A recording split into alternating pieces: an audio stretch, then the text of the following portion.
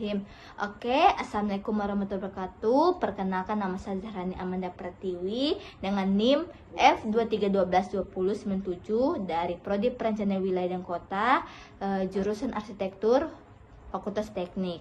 Saya akan menjelaskan tentang hierarki peraturan tata ruang terhadap perancangan kota.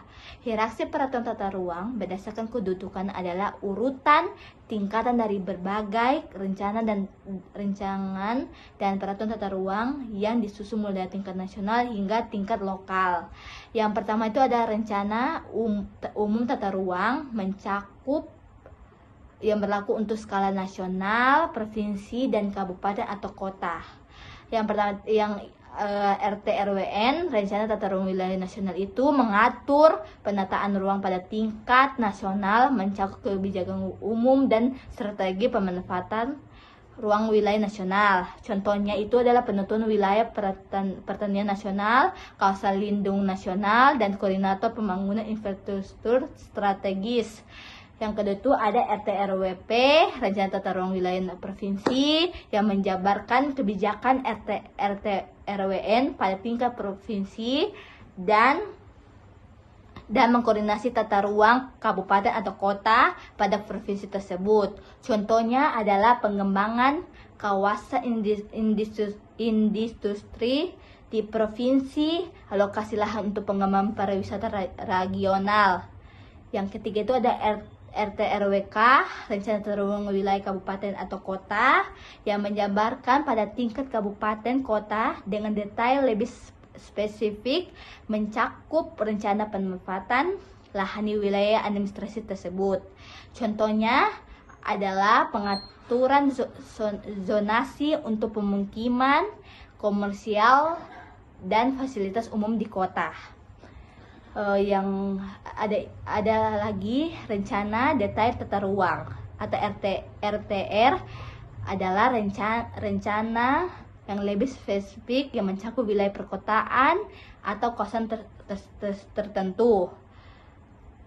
Yang itu ada rencana tata ruang kawasan strategis, merupakan rencana tata ruang untuk kawasan yang memiliki nilai strategis nasional, provinsi atau kabupaten. Contohnya ada penetapan kawasan ekonomi khusus, kawasan wisata strategis, atau kawasan industri tertentu.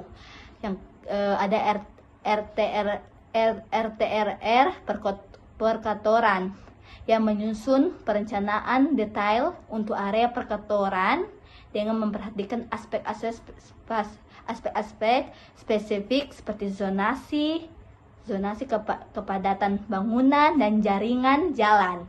Contohnya adalah pembangunan area, sentra bisnis distrik, kawasan perumahan, dan ruang terbuka hijau dalam kota. Yang ketiga itu ada rencana tata bangunan dan lingkungan. Adalah dokumen yang mengatur perencanaan tata bangunan dan lingkungan pada kawasan lebih kecil lagi seperti blok atau lingkungan binal tertentu. Itu ada RTBL kawasan perkantoran, mengatur detail bangunan dan lingkungan di kawasan perkotaan tersebut. Contohnya pengaturan bangunan di kawasan heritage untuk menjaga keasrian arsitektur, pengembangan kawasan mixel dan fasilitas publik. Itu baru ada RTBL kawasan khusus yang mengatur kawasan khusus seperti kawasan industri, pariwisata, atau konservasi dengan aturan yang spesifik.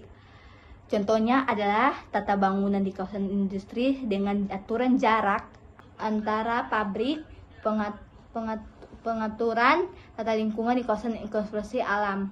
Sekian dari saya mengucapkan terima kasih. Minta maaf kalau banyak kekurangannya ya.